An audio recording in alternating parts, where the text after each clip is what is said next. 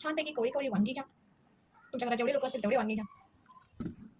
वांग्यांना आता घ्या मस्तपैकी असं चिरून साफ करून हे असे वरचे त्याची देठं काढून घ्या. हे वरचं थोडंसं देठ जे असतं की नाही त्याला असं थोडं कट करा आणि त्याला असं घालून मस्तपैकी चीर मारून घ्या, जेणेकरून आपण त्याच्यामध्ये असा मस्त मसाला भरू शकतो.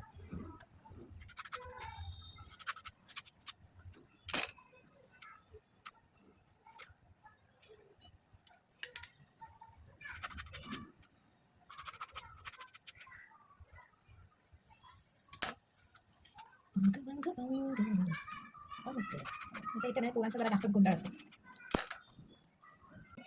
खळखळून घ्या.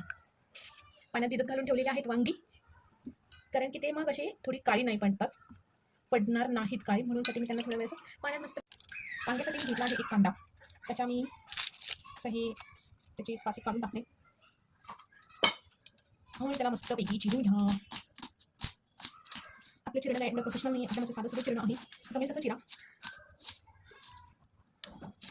हे मधलं हे असं करा, काढल्यानंतर मी असं मस्तपैकी चिरून घेत आहे कांदा.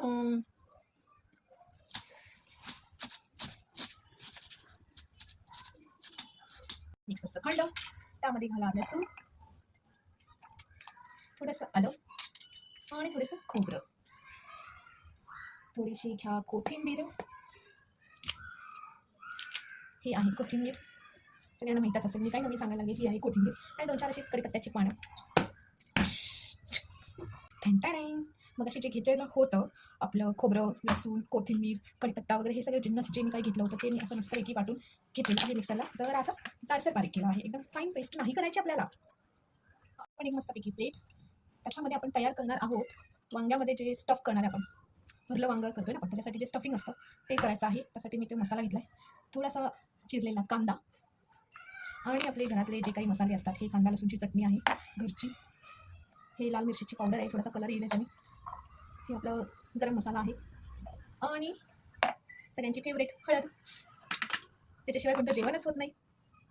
आणि आपला दाण्याचा कूट, शेंगदाण्याच्या कूटशिवाय वांग्याला काही चव नाही. हे सगळे मस्त. सॉरी, मीठ राहिलंच माझं. मीठ चवीपुरतं मीठ घ्या. आता हे सगळं मस्तपैकी मिक्स करून हे असं छानपैकी मिक्स केलेला जो आपला मसाला आहे स्टफिंगसाठीचा, तो असा एका वांग्यामध्ये छानपैकी भरून घ्या. म्हणजे कसं वांगं आपलं एकदम चवीला भारी चमचमीत होईल. हे असं मस्तपैकी वांगं स्टफ करून घ्यावे. असे करत करत मी सगळे वांगे त्याच्यामध्ये मसाला भरून घेत आहे. भेटूया थोड्या वेळातच. आपले वांगे मस्तपैकी स्टफिंग करून झालेले आहेत. आता देऊया आपण मस्तपैकी यांना फोडणी. असं ठेवूया आपण मस्तपैकी कढई गरम झालेला आहे. आता मी त्याच्यामध्ये थोडी मोहरी, जिरं असं सगळ्या तडक्यावाल्या गोष्टी घालून घेते. हे चांगले तडतडले की त्यामध्ये घाला कांदा,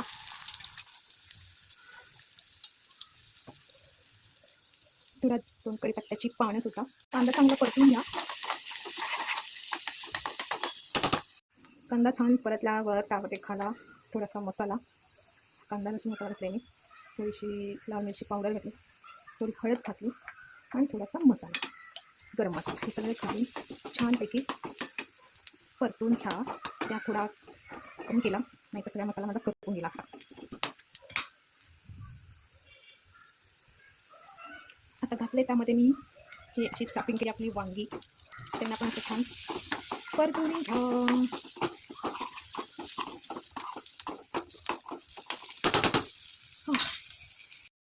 मला थोडंसं घातलं त्याच्यामुळे थोडंच घाला, शिजल्यावर थोडं लागलं तर चव घेऊन तुमच्या अंदाजाने तुम्ही घालू शकता. आणि मी तो उरलेला जो मसाला आपला होता याच्यामध्ये असा खाली घेत आहे.